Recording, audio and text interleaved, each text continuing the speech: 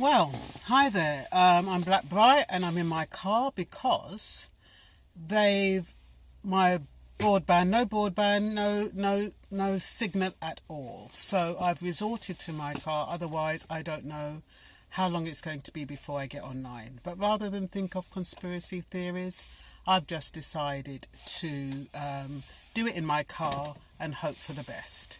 So I wanted to talk about whether or not a criminal record that you get as a child is going to impact you as an adult.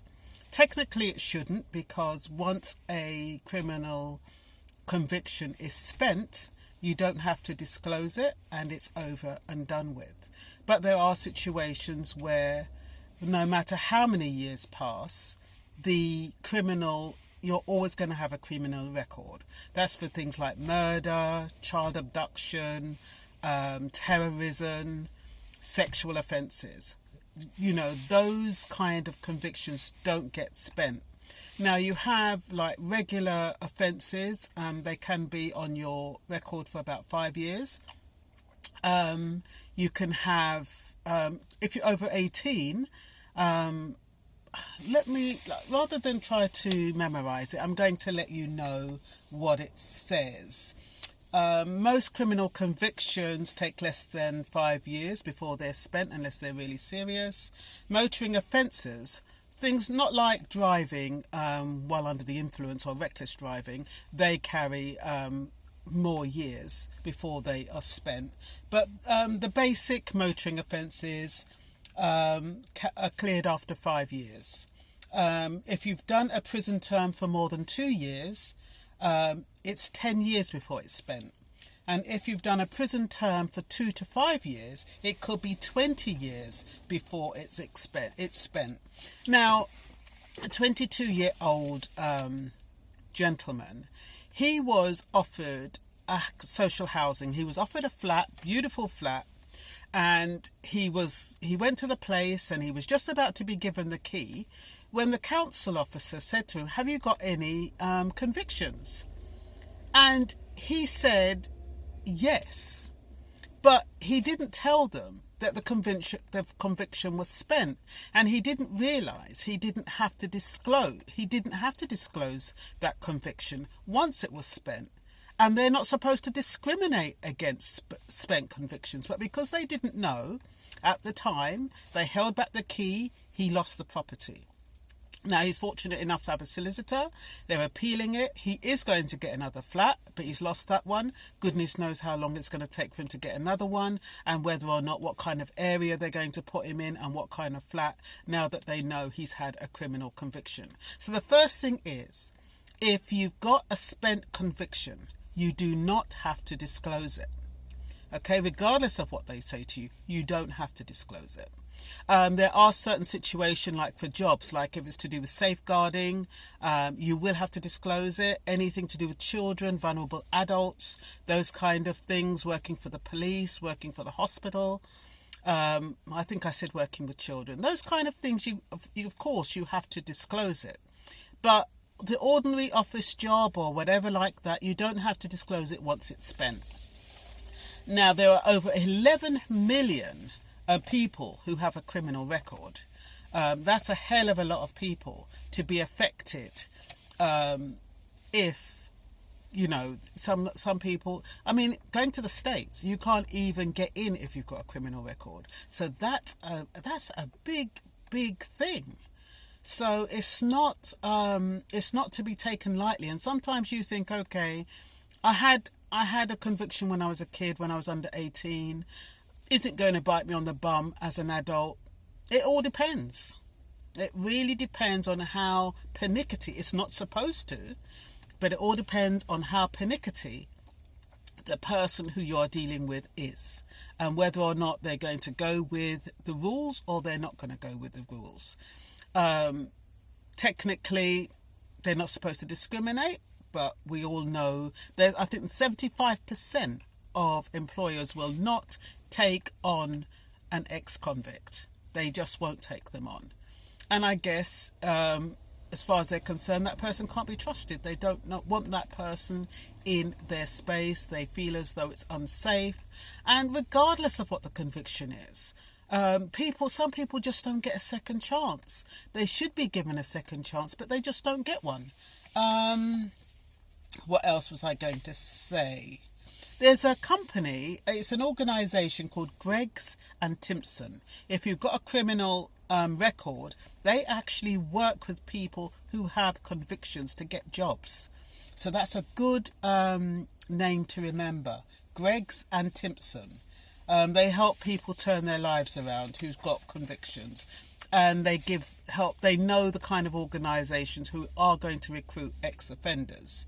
So so you can Google that and see what that comes up. I'm not going to be able to do all my normal tags and stuff like that, because on this phone, I've never done it on a phone before, and I know I'm looking through my wheel because I'm not quite sure how to set it up, so please forgive the lack of professionalism, but I'm hoping that the information I'm giving you is more important.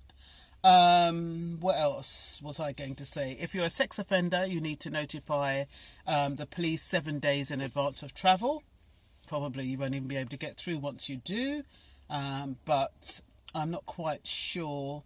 I think it would probably be best that they say don't travel rather than to say give them 7 days notice, because I'm sure that, well, I'm not sure, but I would have thought that maybe if some countries don't take you when you've got a regular criminal conviction, if you've got a sexual conviction, they probably won't accept you either. So wouldn't it be better to say don't travel rather than to say if you're going to travel, give us 7 days warning? That's just my viewpoint. Insurance premiums, they go up once you've got a criminal record, whether they're spent or not spent for some reason, even if they have nothing to do with the conviction. Sometimes I get the feeling from now, especially now, that those with a criminal conviction are actually treated like illegal immigrants in a hostile environment, because the pressure is on.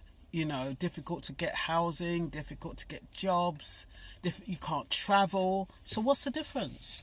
Can you clear a criminal record? Well, in America it's easier. You go through a court process and it can be done. But in the UK, it's very, very rare for them to delete you from the... it's called deleting...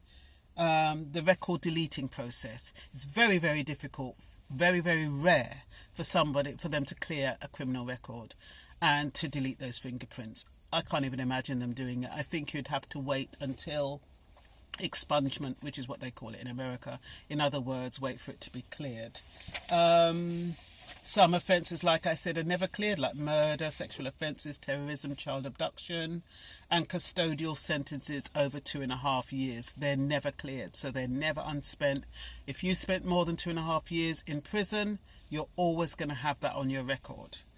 Over 18, I'm going to summarise it quickly now. Over 18, convictions will show up 11 years prior, as long as you did not go to prison and haven't committed a crime since, and the crime is not a safeguarding issue. Under 18, convictions will show up 5.5 years prior, providing no new offences and no prison sentences, and it's not related to safeguarding. Cautions, 6 years to clear. It takes 6 years to clear if you're over 18 and it's not related to safeguarding, or 2 years if you're under 18 years old. Warnings, like a police warning, it stays on your criminal record for 12 months, whether you're over 18 or under 18. Probation, it's on your record for a year. They have something called the Diversionary Youth Conference, where youths go to these meetings. A bit like, when you don't want to get points on your licence and you do that, you go to that workshop. It's similar to that. You have several meetings and it's supposed to divert your criminal behaviour and make you into a better person. In that kind of situation, 2 years after you've been accepted on the course, that's going to stay on your record for. I think that's... Sorry. I think I've got a bit more to add. Criminal records mean you can't gain entry into certain countries, like I said, Australia. And after Brexit, visa-free travel may not be possible. So ex-criminals are going to have problems travelling to Europe. Let me see. I think I'm nearly there. Yeah, I think that's enough now. So I just wanted to put it out there. Somebody asked me to do something on this, and it is one of those things that you don't really think of. You think, okay, I did that crime ages ago. I was young. I didn't know what I was doing. I was immature, irresponsible. I've mended my ways, and I should be able to start on a clean slate without it coming to bite me in the bum. Now, technically, it shouldn't bite you in the bum, but be aware that it could, because they can always pull these things back up when they need to. Always. Spent or not spent. I don't know if on these application forms, like these indefinite leave to remain or whatever, I don't know if they request for you to disclose spent convictions, but technically you shouldn't have to.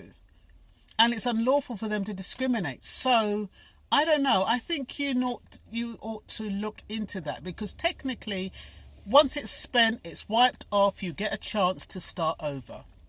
So that's all I'm saying. And that's all for now. Bye.